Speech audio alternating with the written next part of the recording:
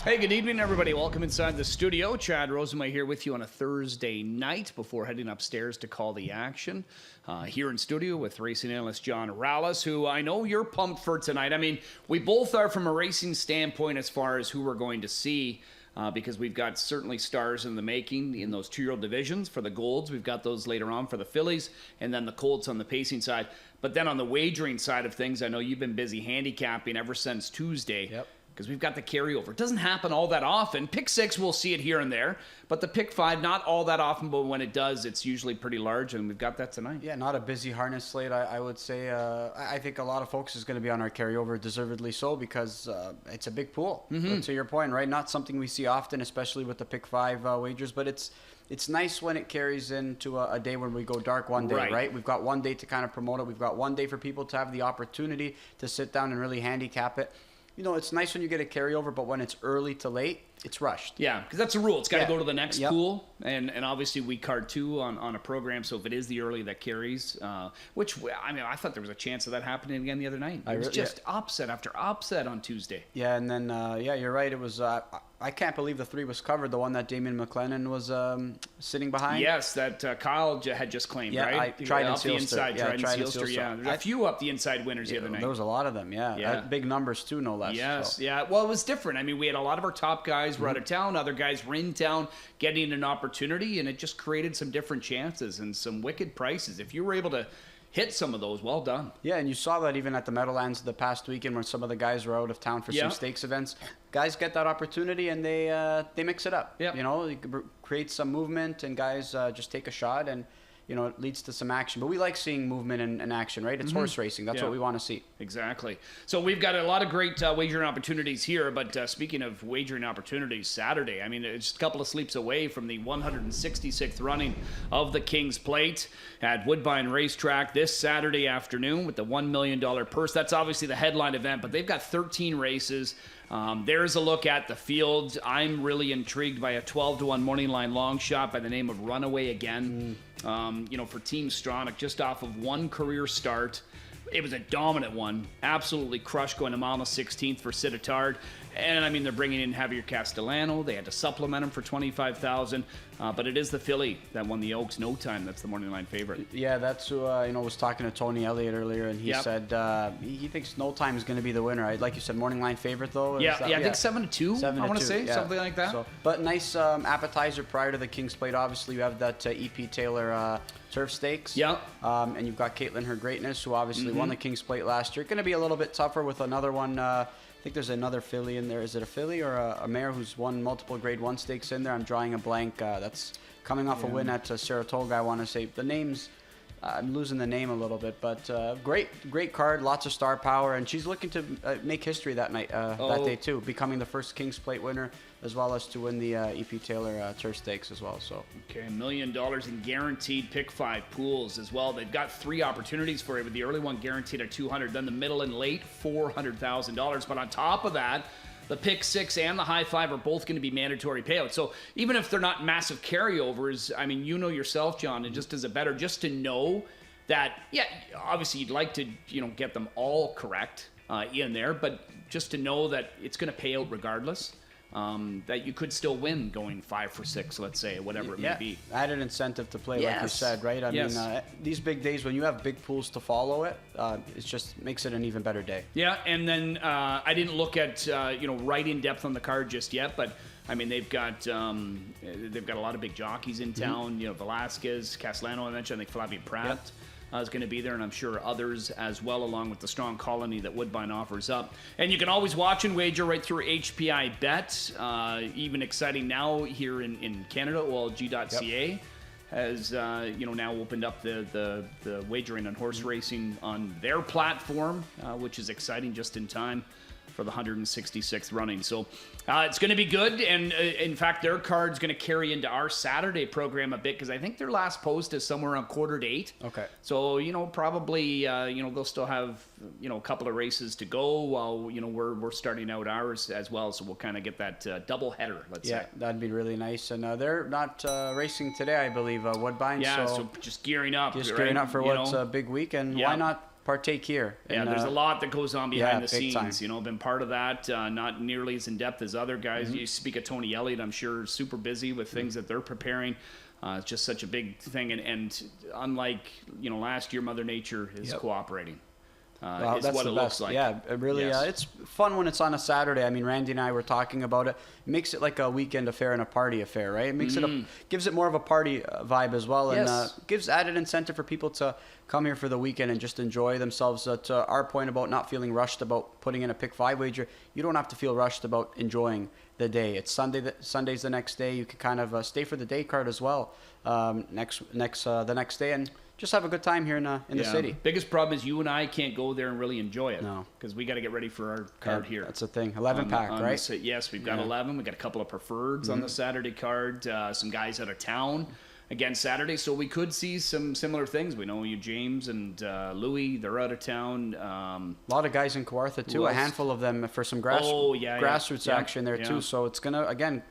Billy out of town for Gold Cup and Saucer. I'm sure we'll touch on that later. Right. Billy Davis, right? So great opportunity for a lot of guys to pick up some drives and a pretty good 11 pack, I'd say, on Saturday.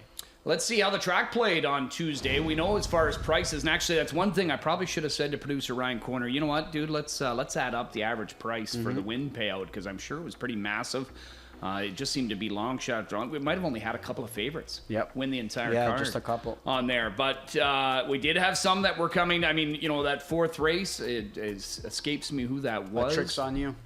Michelle Olsen's a great patient steer by Cullen. Yep. A lightly raised horse, making his debut in the grassroots, and he just decided to ride the cones, which was actually a good thing that night. I mean, there were quite a few horses that saved ground and were able to come up the inside and get a win. So yeah, Tricks on You. You're right. At a mass, it was 74 to 1, something like that. Yeah. Going to the bigger bike that night too, and he was just able to move a lot better. Yeah, and a good performance by that. We've both heard Randy talk about advice that his dad said many times over the years. Is that you're wise to take a long look up the inside. Yep. You know what I mean? The one who finished second came up the inside too, the Shane Weber trainee. I'm drawing a blank what the name of the horse was, but again, coming up the inside, Trevor was full of trot too. So sometimes is that the one Trevor got placed with? Yes, that's right. Yeah, ended up stepping on a wheel and then caused some interference because of that. But yeah, you're right. Another one that was live in that spot. So again, that's how things played out on Tuesday, where it was a pretty nice condition as well, similar to what we've got here this evening. We've got lots to get into. We've already talked about it. Feature races are going to be those golds that we've got coming up in races 6 and 9, pacing fillies in race number 6. They're up first. And I know that we only have the one division. And that's probably going to be kind of how it stays throughout the season. But there's a lot of talent. And I mean, I'm pretty sure, and I think you and I can both agree, we've got some serious Grand Circuit hopefuls in both of those races. Big time. Obviously, Dea in a clean deal, kind of headlighting that bunch. Dea coming off a Battle of the Bells win at Grand River, and a clean deal looking to keep her undefeated streak alive. But both fillies have been very, very sharp to start their young careers. Yeah, and the Bojangles, of course. He's just he's been a buzz horse really since he started qualifying. Yeah, I wonder if the phone's been ringing for Doc and company. Maybe, obviously you see a horse kind of step up right away and put forth those kind of miles. I'm sure the phone's been ringing to kind of add some extra owners or some calls about that, but I think they'd be wise to just kind of hang on, and he's done some great things early on. Yeah, no, he has. So looking forward to those races coming up on the card. John is sending a ton of replays. We're going to really take a strong focus on the early pick 5 for obvious reasons. It's got that carryover of 53,000 plus into the already guaranteed pool of 75 grand. So let's dive in. Race number 1, John. We start the night with 2-year-old filly trotters. Nominators of 1 or 9,000 lifetime. Favoritism currently to the 3 Twin Bee Showbiz. James McDonald, after a few days on the East Coast, is back here. We'll drive this one for Chantel Mitchell, who he did guide at Grand River in the latest, as they ended up going from gold to grassroots. And it's not necessarily them saying, you know what, she's not a gold filly. She made a break there, so they couldn't really get a great judgment on that. I would say going into the gold, at least, she had 2 good-looking qualifiers. Yeah, really good-looking qualifiers. It's one that I remember being at the Hall of Fame dinner, and it just kind of had a reminder on just to watch this filly race in that event, because I really liked her qualifiers. And obviously, to your point, Chad, she makes the miscue in a gold, and she steps up in the grassroots and puts forth a nice winning effort. It wasn't anything flashy. It was just up the inside, a replay we're going to show momentarily, but it was a really good effort, and I think she can continue to build off that try. All right, well, let's have a look here at what happened at Grand River, because it was a clean trip for her. And, this is a 5/8 with somewhat of a different configuration than most 5/8s. It's a 5/8. I was explained, when I was there a couple of seasons ago, they were saying it was a 5/8 with 7/8 turns. So you get some nice kind of, helpful turns, but turns into a short stretch. But this one was able to utilize the passing lane for the victory. Yeah, and a nice filly who was cutting the mile. But you could see, James, just a couple of whip tap reminders, and this filly's just moving forward. Again, nothing flashy about this effort, but she got the job done. She looked professional in that outing, and hoping she can continue to build off, like you said, what were two pretty strong qualifying efforts gearing up to her career debut. Yeah, and I'm almost afraid to tee up this next replay, because it's just adding salt to the wound. You liked her. I did like her, and I can tell you the guy here to my left was the first one to call me after the race and say, "Why did you change? Yeah. What did you change for?" Always stick with your gut. And that is a rule I've lived by. Yeah. Don't change. Just don't. I mean, there's scenarios where you might be here, and we do our picks obviously a couple of days in advance, and you say, well, I didn't think this horse was going to be this low of a price. You end up changing to say, well, I'm going to try a bit of a better price. Yeah, that's a little different. But in this instance, I liked one. It was just that I know Rod Hughes, when I first saw him, you knew no Bob McClure. He didn't know who he was going to get to drive. He actually thought he might have to get the colors out and sit behind, this filly. But Pat's Queen ended up picking up Christopheru, which, you know what? I mean, there now you get a veteran sitting aboard a young trotter, and it was just kind of a match made in heaven, and a nice victory at a big price. Yeah, and obviously it's kind of tough though, Chad, right? Because you like having a guy who sat behind a horse off a good effort, a sneaky good effort, no less. Yeah. And you like having them aboard again, and obviously Bob wasn't there for the opener on that night, but Chris put this filly in play. Yeah, right from the outside. Right from the outside. Yes. Just, she angled out. It looked like Ben's Charge was going to get the job done in that effort, Social Wizard, but you could see Chris, just a couple of reminders there. He's getting her going, and she's responding well. She's moving forward. That was a really good effort, and again, wasn't really sure where she was going to get away from the outside. She got away cleanly off the gate, and she proved that she can move forward and wants to pass horses. Yeah, and Rod, one of the things he was telling me prior to the race here was that, she's got talent, she's got ability, but she's a couple of races away from kind of putting it together. Well, I'm a little ahead of schedule, I'd say. I would say, and you can continue to build off that effort. Obviously, a couple of horses who have maybe taken on tougher company in this race, but this is one currently sitting at, 7-1? Yeah. Who's coming off a winning effort, a good one, no less. Yeah. I think you got to be pleased. Not an ideal draw. No, not an ideal draw, but one I think you have to include in the pick 5. Yeah, Wild Rose Hanover was one that intrigued me in that same race with Trevor taking over in the bike there. By the way, that filly that Trevor drove the other night, 10 Karat Gold. Randy Waples tuning in. Okay. He was quick on it. There you go. He said 10 Karat Gold. Glad he's watching. Yeah. I mean, don't you have anything better to do, Waples? Jeez. I guess he doesn't. He's probably playing the pick 5. I would hope so. That's what he's doing. But yeah, Wild Rose Hanover, now Phil Hudon, won with this one's older brother. Just the other night, wasn't it?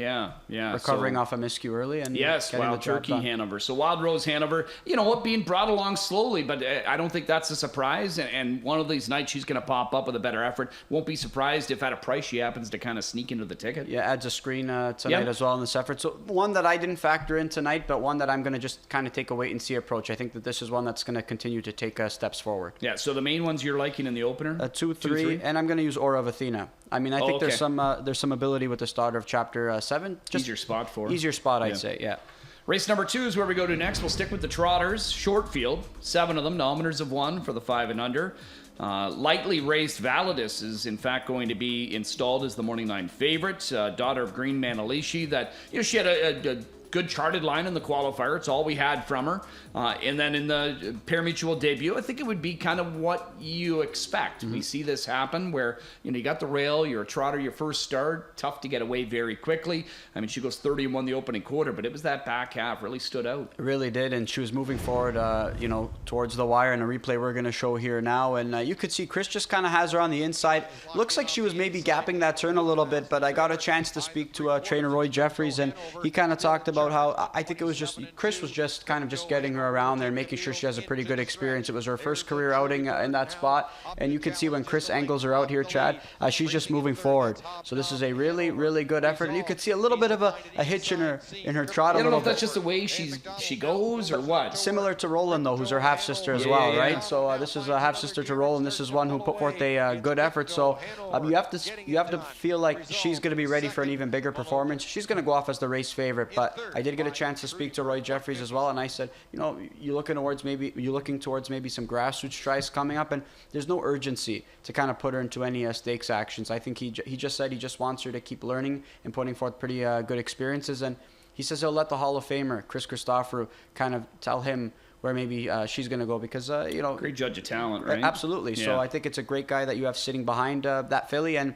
hopefully she continues to put forth good efforts. But in this spot, I think this is a great spot for her to pick up win number 1. Yeah, she's on Manalicia. I know there have been times where we've played her, we've selected her.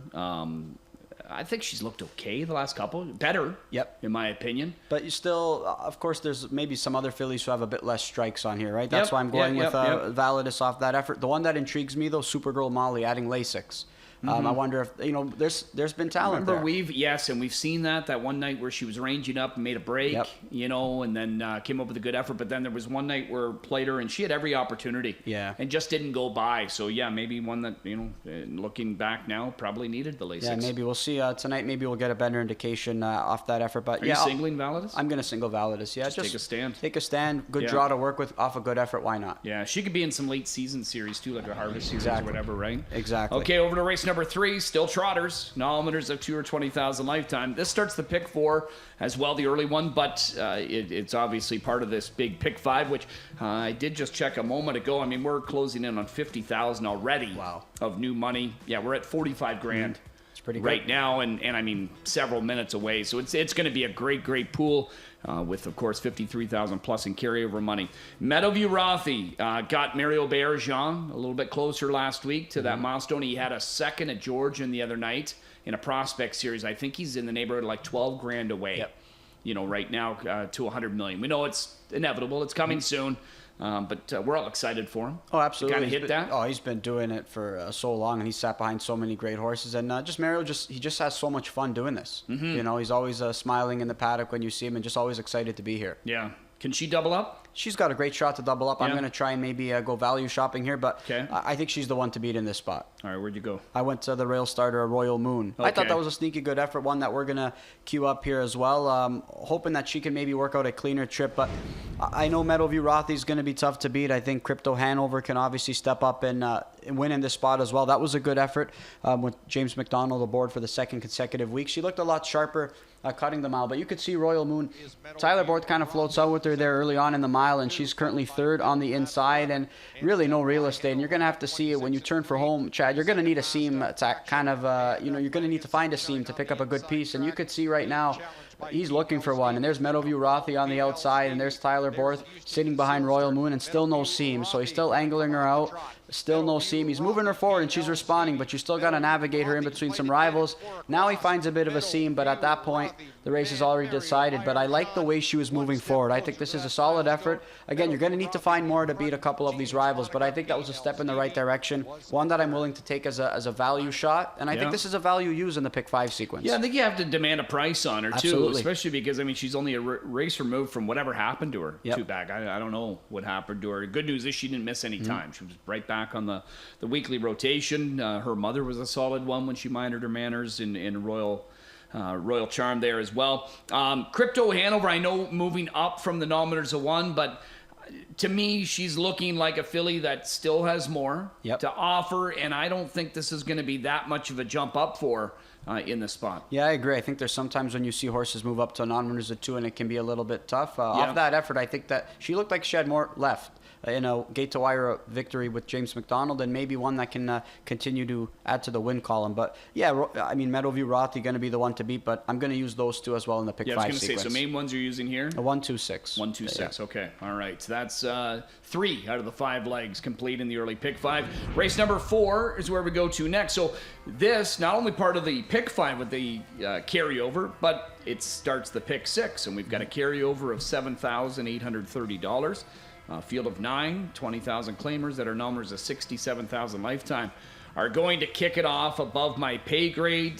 Just missed again last time. Was picked off by Always Be Sweetest, who was an upset winner for me with Brett McDonald a couple of starts ago. I did not back this one last time. It was Tyler Jones that drove, right? Yeah, it was worked out. Trip worked out in that one's favor, Oh, but yeah, that there's one Tyler's back to typically board, needs sometimes trips to set up for this one. But I tell you what, he's racing sharp right now. It's kind of class where, I mean, there's going to be a couple of them that continue to get support because they're continuously in the mix. Yep. But they don't always win, so No. there's an opportunity to try and get a price if you think you can get someone home. I'm going to hope to go to the middle of the gate, and I know a lot of people are going to go to Enforcer in this spot, and Enforcer got a really tough trip. 2 back, as well as last time Of course, out, I too. picked pressure him, the stablemate the Yeah, whole time. stablemate, so it was unlucky there for Yeah. JD and Enforcer On-time there. delivery? But on-time Yeah. delivery, Yeah. on the outside. Couldn't get a hole and was kind of just stuck on the outside, and of course, just a tough spot. Do you let him go? Do you let him clear? But at that point in the mile, I feel like If you let him clear, he's probably going to back in his face. That's what I mean. Just right? drive on, right? Yeah. And hope for the best. Yeah. And, game effort there by Enforcer. One we're going to show in a bit because the replay I want to show is on the 5-4 Sporty B. Yeah. Who I thought raced pretty well in that same effort. But we're going to see, obviously, Enforcer here. He's the one cutting the mile. To your point, Chad, there's on-time delivery just to his outside there. And again, JD's just trying to do what he can to get Enforcer home here in this spot. But the horse that I'm going to focus on is his dead last there with Todd Ratchford. And that's a Sporty B. 10-hole, never got a chance to get involved. And you can see him in amongst rivals here. You're just kind of looking for a room saying, I'll just get what I can, right? I mean, you just got to find a room and hope that this guy can kind of find a good seam and maybe get a good piece of it. There was no seam there, but he's moving forward. Maybe not as much as you'd like to see from maybe other horses sometimes running up rivals or anything, but I mean, there was just no room there. Gets what he can get there, and he's got a much better draw to work with. So I'm hoping he can I'm hoping he can build off that effort. This is a horse who can put forth a competitive try. I almost like him when he's up close, though, and I think he's got a good spot to deploy that kind of tactic in this spot. And he's got to get it off to a better start. Yep, right? absolutely. Which he should from this draw. Yep. Right. I mean, I just don't think you can afford to get away 9th. No, you can't. Against this bunch here. Okay, so race number 4. How many are you using here? I'm gonna use Salzburg Tsunami as well as Okay. Sporty B and Enforcer. Sporty B for me, my worth a look, but Salzburg Tsunami, he's taken on tougher horses. I mean, this is a spot where he can put forth a pretty good effort here. I didn't want to leave him off. Recently on Lasix Yep. too. Yeah. All right. That's the 4th. Pick 6 begins there. Race number 5 to close out the early pick 5. 2-year-old filly trotters, nominators of 1 or 9,000 lifetime. Also eligible to hear our grassroots starters. We've got a field of 10. Cupid Hall, who's actually been in the golds in 3 consecutive outings and, is one that's been somewhat of a fringe player. I get the appeal with her on the outside here. The problem is she's got the outside. Well, that's the thing. I mean, for me, I get it. She's been taking on tougher company, Chad. She's coming off a miscue. She's got an outside draw. But even in some of those golds, I can be sometimes critical in terms of just watching or evaluating races at times. I expected her to maybe pass certain horses at times in the mile, right? I mean, I think 2 back, I figured she should have been 3rd in that spot. She ended up being 4th. So for me, you're seeing a filly who has taken on tougher, is probably going to find herself in a better spot, but still some negatives coming off a break as well as an outside draw. I'm not going to use her in this spot. I'm going to try and beat her, and I feel comfortable about the ones that I'm using. Yeah, you want to go back to Grand River and look at the Blake McIntosh training, Northern Teardrop, who was a pretty good 3rd in there. 15-1 morning line in here tonight, though. Yeah, I think a value player here in this pick 5 sequence. One that I think took a step in the right direction last time out. You could see she's sitting, it's Samuel Filion guiding her in this spot. And you could see the cover's not really moving, right? She's 3rd over, and Sam's going to tip her out to 3 wide here in this spot, and she's going to be 4 wide momentarily. And, obviously the turn's coming up right now, and the leader looks pretty comfortable there. You could see Sammy and this filly, they just keep moving forward in this spot once they get around that final turn. So I like the way that she kept moving forward in each and every step she took towards the wire. Jody's going to be back aboard this filly. He got a chance to qualify her on June 12th, so I like the familiarity. He's qualified her a couple times and put forth good showings in the mornings with her. So he's back aboard off what I thought was a good effort. Yeah, it might be a little bit of a stretch, but you know what? I think that off that effort, why not take a shot with one who might be put in play and might be trending towards getting the job done? Yeah, and should point out too that Chatty Matty, who's a 6 in this race, was the winner of that contest in there. We're going to go to Kawartha Downs. It's 2 starts back on Making a Run For It, who was 2nd in the Twinbee Showbiz race that you ended up showing. But here in Kawartha, what do you want to show us? Yeah, I really like the way she did it here in this spot, right? She got beat by a filly who I'm going to put on top in the opener, and this is a first over attempt for this Island Fair trainee. The filly on her back, though, Green Money Queen, I think she could be the best or one of the best grassrooters in the division, and she wasn't able to get to her in this spot. You could see this was a game effort by this Island Fair trainee. Tyler Jones piloting her to victory on that evening. So Bob McClure is going to pick up the drive yet again, who just missed in that Grand River try in the grassroots event. So this is one that I think is worth kind of pegging as a top player because of who beat her the last time out and who she beat at Kawartha in that effort. I think this filly's been game in some of her outings. Yeah, I'm intrigued a bit by My Ghost.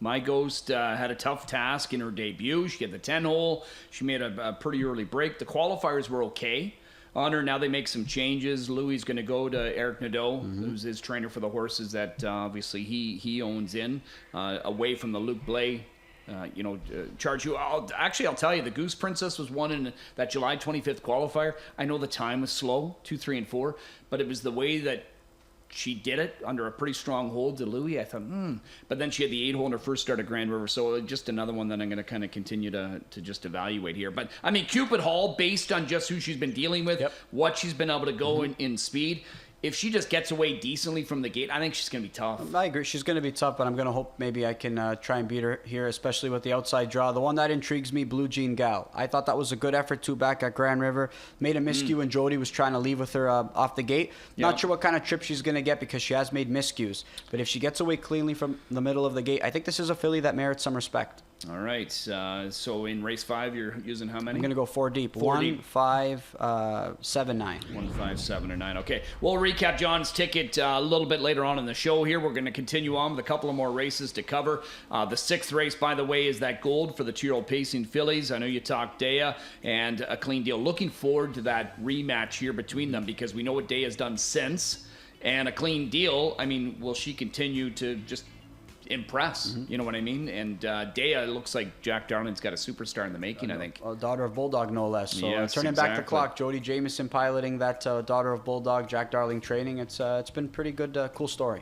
Race number 7 for the Nominators of 1 Trotters in here. We've got a field of 8 Gold Diggers back in, the morning line favorite. That's the one that Tyler Borth got dumped in the backstretch.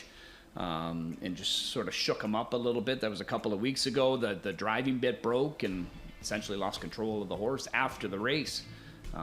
So he's going to try to bounce back. Gold Digger got a pretty good exercise after the race. I would say. Running around. He was in a good spot turning for home, too. It looked like he was going to pick up a pretty big piece there before the miscue. Yeah. Who do you want to focus in on? I want to focus in on the shipper here, driverless, from the far outside. They're coming in from Rideau. Louis was going to pick up the drive here for trainer Darcy Clancy. We've seen these two kind of hook up. Who did Louis just team up with recently? Lakers Bank. Pacer. Lakers Bank. They were able to get the job done at an overwhelming number. We're going to see driverless here. He's sitting second last right now, just after the half. They're approaching the 3/4 pole now. What we didn't see early on in this replay, though, was that Darcy tried to leave out of there from the outside, and right away he had to abort. He tried to get away in top 4 position, and there was just no spot, so he had to abort, and he ends up getting away second last. But he really has no chance at this point in the mile, the way they're going from where he was. And I thought this guy was trotting well. I mean, he's going to only be 6th in this outing, but I thought he was gaining on them. I thought he was moving well, so I like the opportunity to race on the big track yet again.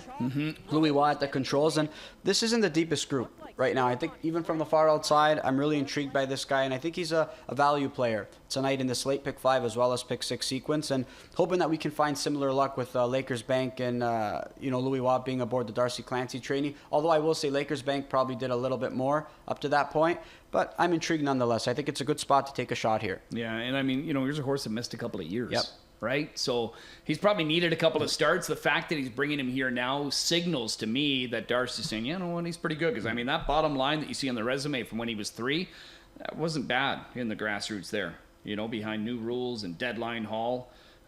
Trotting 54 in a piece. There's ability there, that's for sure. Absolutely. Hoping just for a clean trip here in that spot. All right, that's race number 7. We're going to skip over 8 and 9. 9th is the gold for the Pacing Colts with the undefeated Bojangles. Race number 10.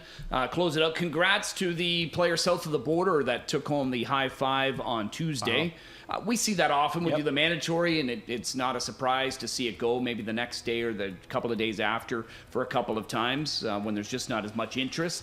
But I think it was somewhere in the neighborhood of $8,900 US, something like that. Yeah. On the ticket. So congrats to that. So a fresh start here. Pop-up series. This is the third leg And so some you're going to see that maybe aren't here tonight, but they could be back in the final next week. You do have to compete in 2 of the 3 legs to make yourself, eligible for that. I know you want to show certainly a trouble trip horse in here. Yeah, that's going to be first cast. Yes. I mean, the line, the effort was much better than maybe the line indicates, and that was just a tough trip there. She was in a good spot early on in the mile, and unfortunately just no real estate the rest of the way. A couple of other rivals overtook Scott when he handled this mare aggressively, and just no daylight whatsoever. You could see he's got a chance to angle out. I'm just not sure if he kind of knew if he had any room or not. A little bit tight there with Travis Henry come to the outside. He's deciding I'm going to go to the inside, and at that point he's just in no man's land. It's just a tough spot. You got horses to your inside, horses to your outside. The inside rail, who he probably could have had that position. Kenny benefited, didn't he? Yeah, it really did. I mean, that could have been Scott Young's spot. Unfortunately, wasn't able to capitalize there, and Jody was able to slip up the inside and get the job done. So. At that point, you just drop the lines and say, just try again next week. And Scott Young's going to be aboard this mare tonight. Good draw to work with.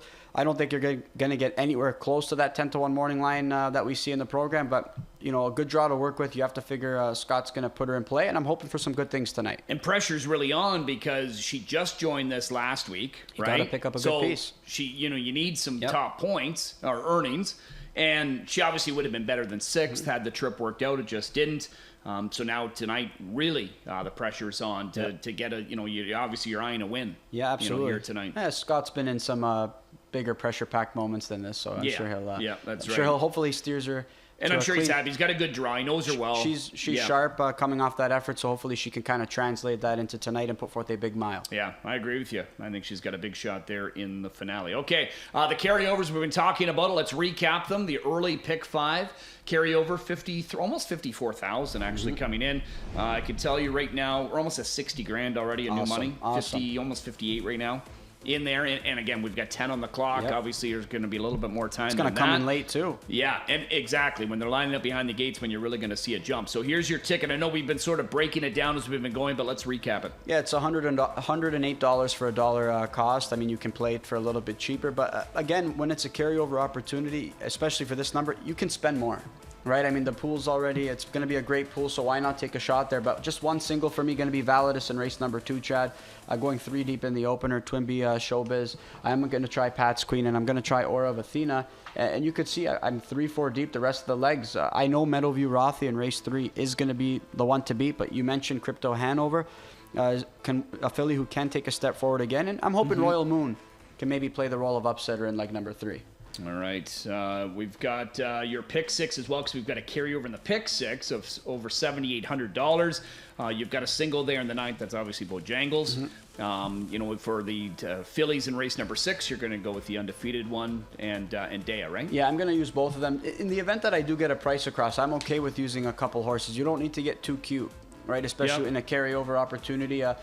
Essentially, you want to make this pick 6 into a pick 5, and I think a lot of people are going to try and do that again. With the many people are going to look at Bojangles and say it's a free bingo square. I mean, they're going to have to step up to beat him, aren't they? I mean, he's looked so good. Yeah. So just one I feel comfortable singling him. Race 8, it's tough in that group though, Chad, because you have a lot of horses who maybe kind of struggled to win in that spot. But I feel like the Mike Bishop trainee in that spot, it'll be all right. She seems like she's kind of trending towards a victory. I mean, the one that she took on last time out in Cold Creek Fuego, nobody was going to beat that one the other night. But I didn't want to leave out Cobra K. I thought that was a good effort by that filly last time out. Is Mackenzie back aboard? It's going to be a Tyler Borth tonight. Oh, Tyler, okay, yeah. Yeah, that was a good effort last time. Paul drove her last week, and raced all right at a big price. We've seen some pretty good efforts from that filly throughout the year, too. She can take some air as well. She missed some time. She missed like a month there recently, she did. Right? Exactly. All right, so that's your pick 6. Kevin Plaucha with his thoughts. He's got a couple of singles, obviously Bojangles. He's all in on Dea in the other gold. Can't argue with him there. I know the other one's undefeated, but again, that's the matchup we're looking forward to. And there allows him to get some coverage there in some of the other legs. So all the best to him. Out of town this weekend.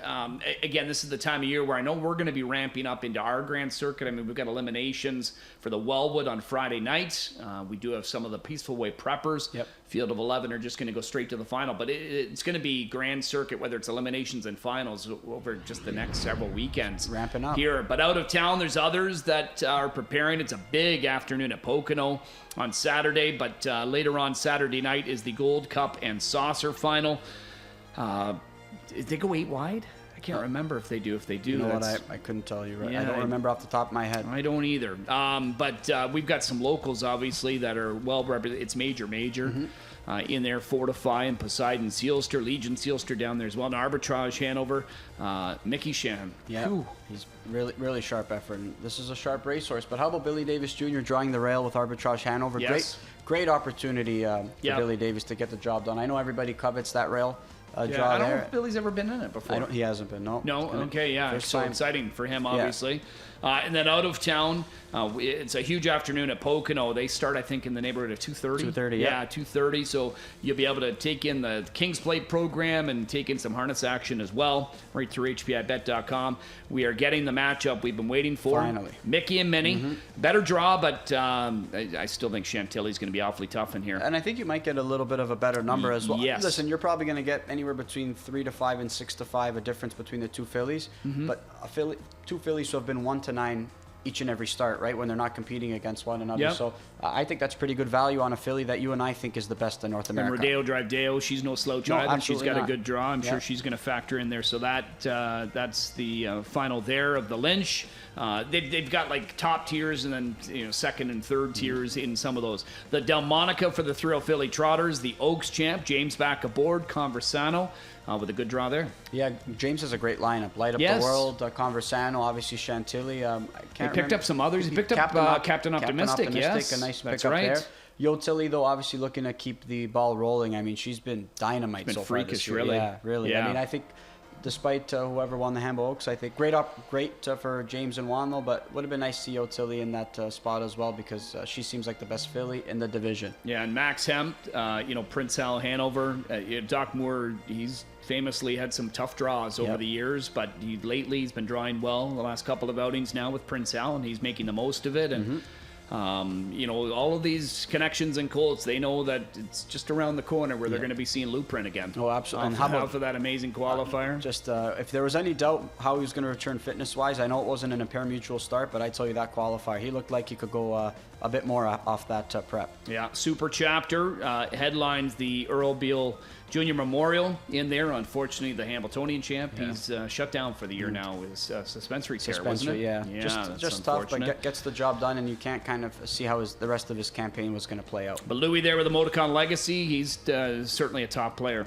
in there as well. Looks like the two best drews side by side, Super Chapter and a Moticon Legacy. Yeah, so those are the headline events, but again, even the undercard in those, kind of second and third tier, like you say, Light Up the World. Yep. I think he goes for 200,000, didn't quite make it into the top one.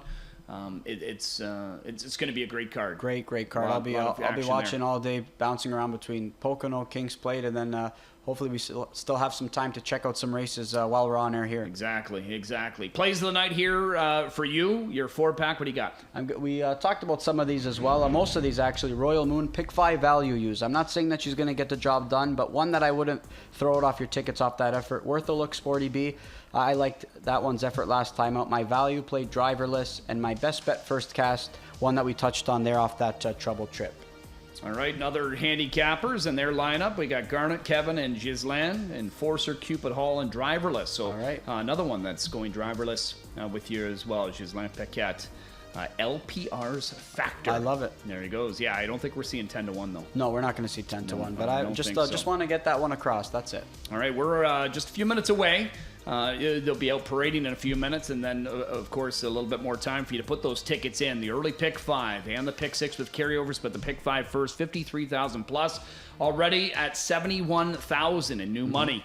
And that'll just continue to climb, so make sure you get those bets in for the early pick 5. Have fun down here tonight, buddy. Me too. Maybe you'll join me for a couple of the golds. Yeah, let's do that. We've got golds coming up in races 6 and 8. Good luck with all your wagers, everybody. We'll take a timeout and come back and set you up for the early pick 5.